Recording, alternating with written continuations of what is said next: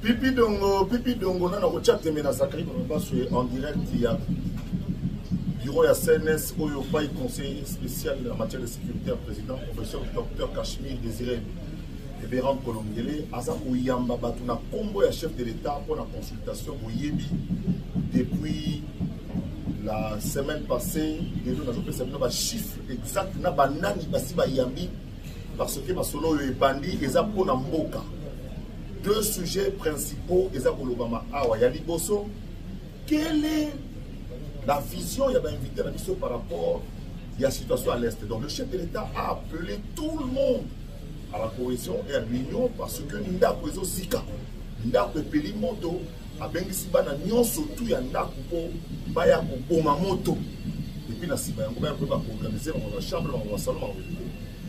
Bande kwa patriote mbote na biso Pipi Dongo na uchate mena zakri ba baso Pipi Dongo nani akobouger na kata masolo naza na plaisir ya trop boyebi kaka nzulukable jouer la kike la zanga remplaçant on est bien submersible quoi na yesi kona pesa bino ndenge masolo tambola awa mboka eza na bitumba tokosa na kangote mboka eza na bitumba yango euti wapi bitumba yango euti epa ya voisin na biso oyo a profité qui n'a faiblesse sous la complicité, il y a biso moko ba congolais a commis cause à minière na sope ko tambo sabo partout.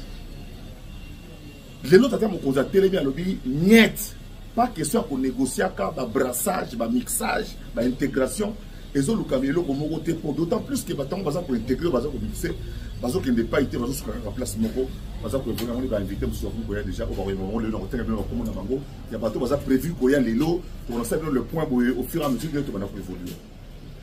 Le président de la République a dit ceci. Monsieur le conseil spécial n'a chargé yo au bengi saba congolais toute tendance confondue sans tenir compte il y a ethnie tribu makambo tout pour ba ya ko ta pas faire makanisi là. Il y a des personnes qui sont dans la transition té. Moi qui sont dans l'institution évendue. Bah oyo to uti ko en place lors des dernières élections au Salama. Le président de la République comme institution triébillé, Félix Antoine Tshisekedi Tshilombo, les deux chambres nabiso il y a parlement, Assemblée nationale na Sénat, Sama Lukonde na Sénat, Vital Kamerhe na niveau il y a Assemblée nationale, tout ça la Juliette Souminois na niveau il y a gouvernement et puis nous avons des cours et puis l'armée de travaux organisés ma campagne des agotambo. Namoni un des assistants il y a professeur Ebéran d'Autokoma, il s'agit de monsieur Togo Zoyan direct, Père Kabongo Mukembechai, questeur il y a Sénat Nabiso, Azali parmi le chef de l'État qui se vraiment confiance, tous appellent le professeur Taïwel, tous appellent Taylor Azali Wana, tous appellent Pélissousou, na Ndeko Nabiso Wameso, adjoint un chef de l'État, Bangonde Bansala Moussala, marathon chaque jour. Par exemple, depuis lundi, lundi le 24. Alors, les résumés sur lesquels les consultations en chiffres. 9 jours d'audience sur les 14 qui sont initialement prévus. En réalité, il nous reste 5 jours pour terminer les consultations. 5 jours. Parce qu'on n'a pas le temps. Parce que le pays est en danger, le chef de l'État doit tirer les conséquences et donc désigner, nommer un gouvernement d'union nationale.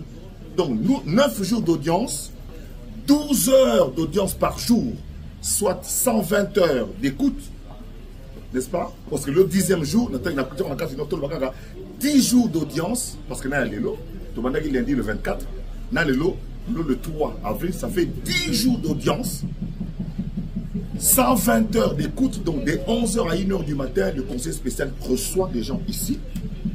Donc 12 heures d'audience par jour, soit 120 heures d'écoute chaque jour, 7200 minutes ou encore 432 secondes, 432 000 secondes, autre site au Sali Awanesiko. On a déjà accueilli 94 délégations, soit individuellement, soit par groupe, c'est-à-dire la majorité, la opposition, la personnalité. Alors on appelle ça notre programme Banani Basiba Yambi Mango Awa. Banani Basiba Ye Awa. Donc on a la majorité et qu'on fout à partir vendredi pour tous les cas. Professeur Ebéran a fumoli dans la société civile, dans la personnalité indépendante, on va apporter quelque chose sur le plan scientifique, politique ou économique. Et puis, Avec au fond les sous na opposition. Oui, opposition et yé. Alors banani baye banato. Premier ministre, Bayambi est déjà. Président du Sénat, honorable Augustin Kabouya, honorable Mbata, on a la majorité.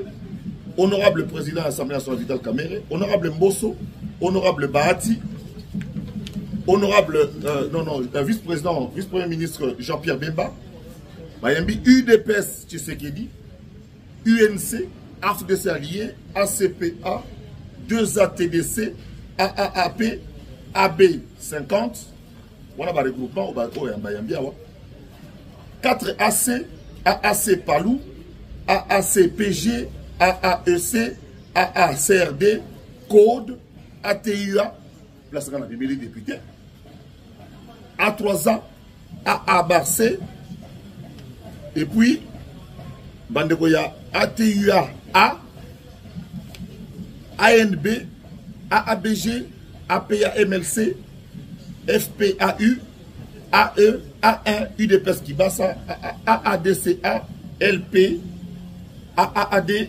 ADEC, AVCA, et puis ma personnalité au Bayambi. Nous avons un ancien premier ministre Sami Badi Banga, monsieur Bayambi Soussou, MEP, USUN, Bayambi AV, AAND, Bayambi monsieur Bitakou, Rana monsieur Bitika, en tant que personnalité, Bayambi APPC, APOSEM, AUN, Horizon 23, ABG, représentant du Vatican en RDC, avec sa point de vue pour me dire que Senko na SSC baza attendu. À la place c'est Kitsama Loba. Il y a reçu la malade entre Congolais. Yo Senko, tout le monde nous autant là partout, mais pour la Makambo Lobini, il y a sa point de vue. Et ça là, parce qu'il faut y avoir.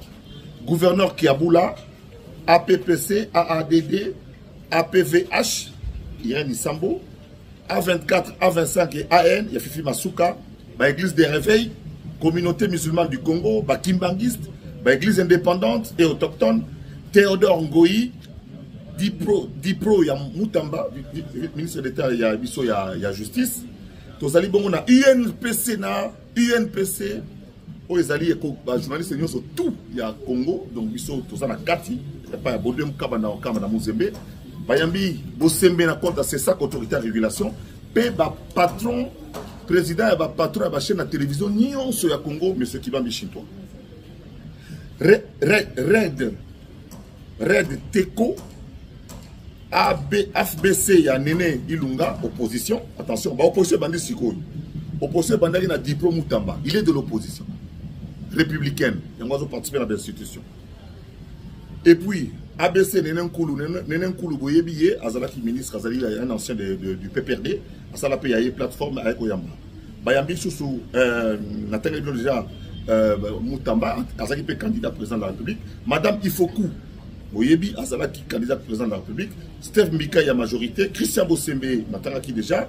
Armée du Salut, orthodoxe. Liloba, Sénéiko, na anglican. Azado, groupe de parlementaires Monyomo, ancien gouverneur, M. Azoumunda, ancien ministre de l'Intérieur, Mme Bile Joël Boyebi, candidate présidente de la République en 2023, opposition, Moïse Mounidela, opposition, CNDH, Boyebi en droit de l'homme, Maurice Machek, candidat président de la République, et puis, Rassemblement des compagnons d'Etienne Tshisekedi, donc avec les Sanga Bungangana délégation, membres du nouveau présidium, les 40 membres du nouveau présidium, Oyo Mbata Achaki en place, Fédération des forces vives de la nation, on a M. Mukenge, Association des professeurs de la RDC, représentants des étudiants du Congo, Bazalaki Pewana, groupe de députés de Massissi, pasteur Dodo Kamba et quelques églises qui dirigent, délégation FCC, ah oui, délégation FCC Bayaki, bango balbi tozana comité de crise, muta kopekisa muninga zate to yeko yebisa chef de l'état que biso pona makambo etali Congo et kende to boyi. Pour awa eza makambo le babungo. Na odimio ki leto ekete mutena bango komone Jano Lompepe, alo balwa Lumumba garçon. Tozali susu na bato ba koyamba malelo. Lelo oyo boye banani baza koyamba ma awa.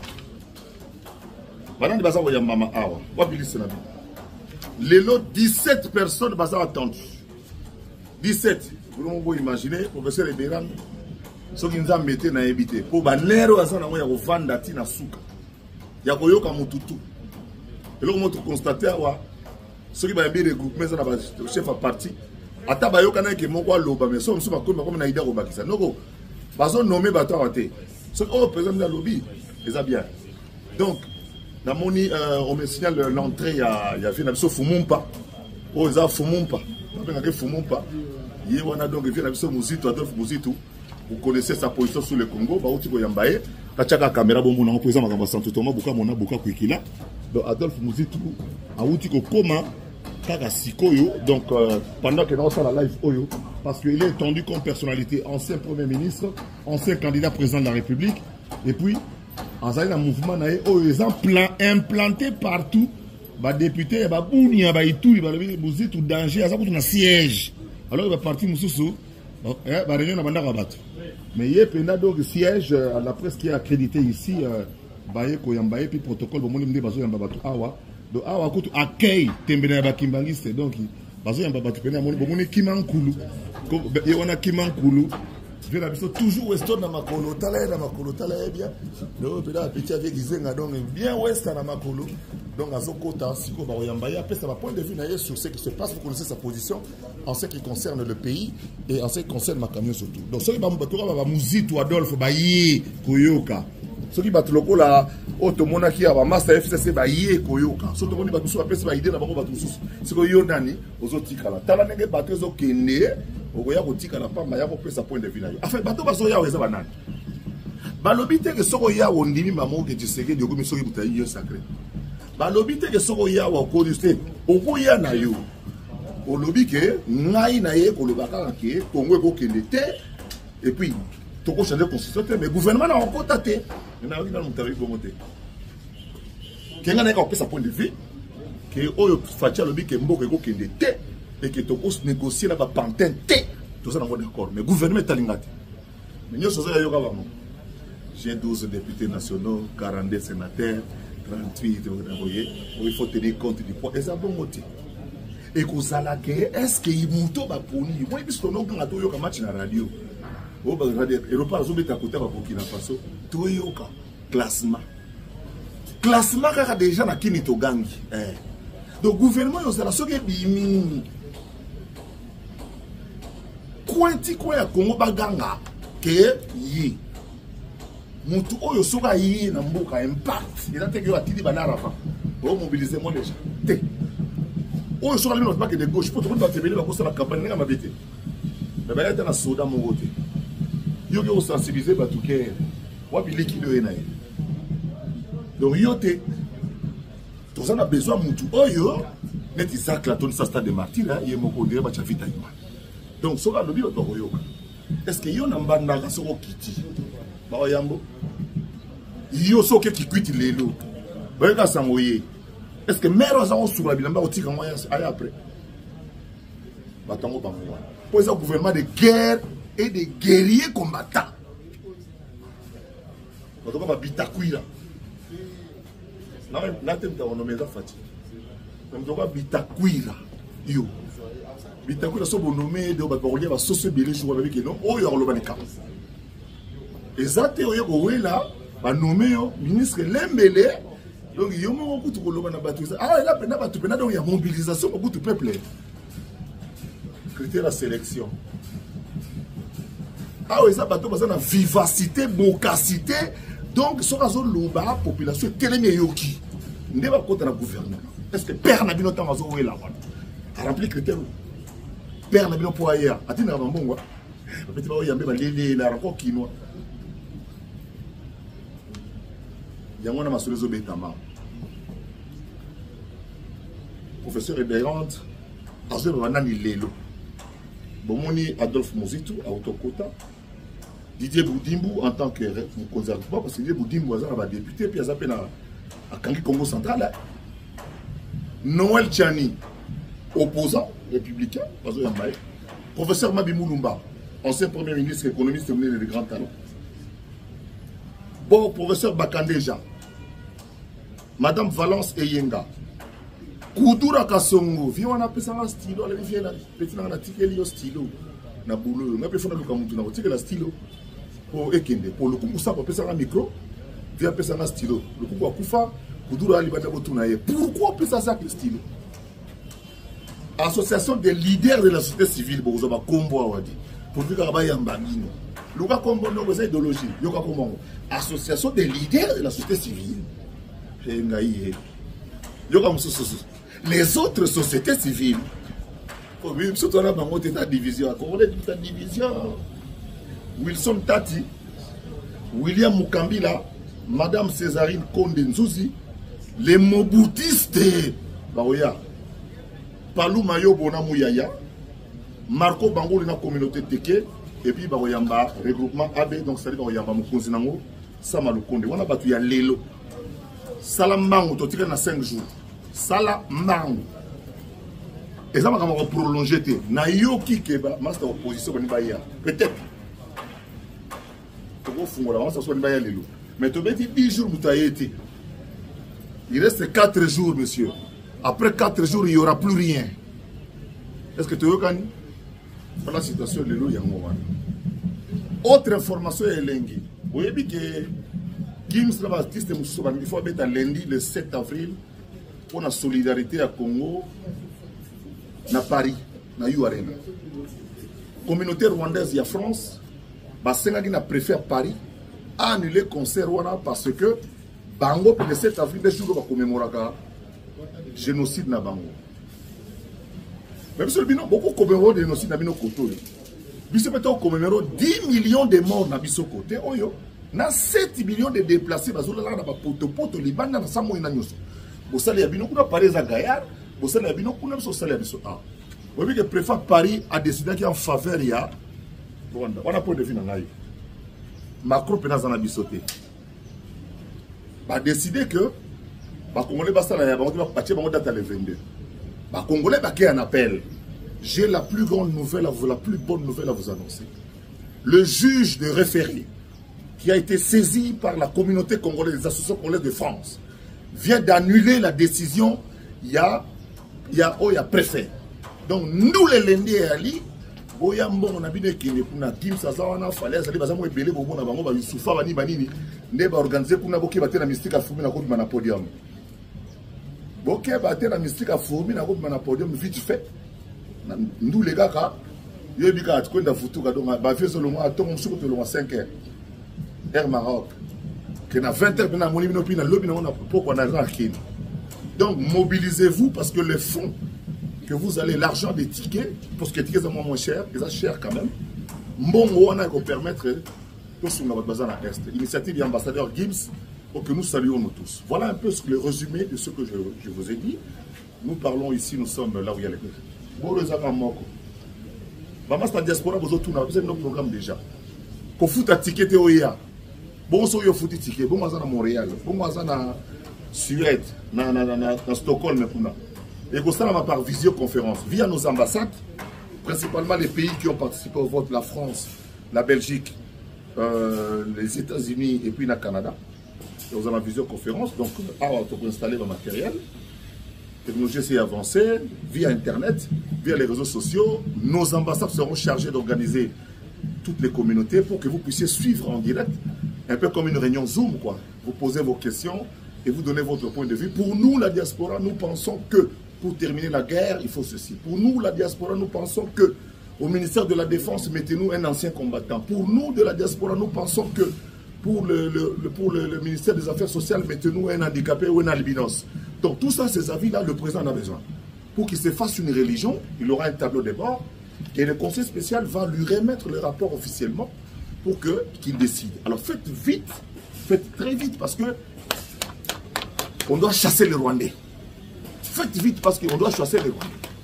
Sur le plan militaire, nous nous organisons. Déjà, vous avez entendu les bonnes nouvelles de Walikale. Notre armée est en train de travailler. Sur le plan diplomatique, le Rwanda a été battu à plate couture sur tous les terrains. On les a battus à l'ONU, on les a battus à l'Union européenne. Même le gouvernement anglais qui donnait l'argent a retiré l'armée. Force spéciale rwandaise, on a sur 4 000 $ par mois. On a retard à 2 mois déjà.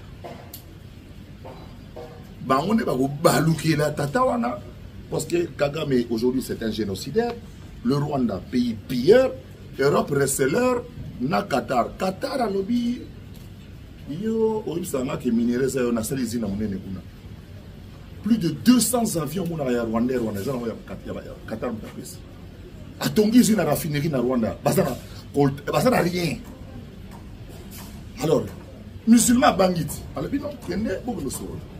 Je vais vous dire, je vais vous dire, je vais vous dire, je vais vous dire, on dirait musée, je vais vous dire, Mobutu, même si nous avons côté na misute, oh, so côté maréchal na misu, so côté maréchal na misu et godai. Donc yo côté la bobi, tala bota la image à musée na utenika. Alors tala ka likolo likopo ba si côté la moto on a so maréchal so baluka zo tala ya zo linga tala ba kuta na me musée pe likolo ndenge ngape shuna kenda ka wele na ba étudiant, ba biso tala Mobutu. Tala ka na libumu côté de l'autorité pour salir au domino. Yo kana kenda na papier na ngabo na hôtel na libumu. Ba bi ko bi so tala Mobutu kana longi boy. Au moins, je suis au cas de légende. Au moins, je suis au moto. Ce que je suis papa maréchal, bando tchaki boy. So au talibo do ta delibu. Pour ça, beaucoup de miss on est talio mystique. Mais ça m'a habitué courageux. Viens, on va manger. Depuis le matin, je n'ai pas mangé. J'ai juste pris 2 sandwichs et une bouteille de Guinness dans la ferme de mon épouse. Maréchal. Yo, maréchal, yo.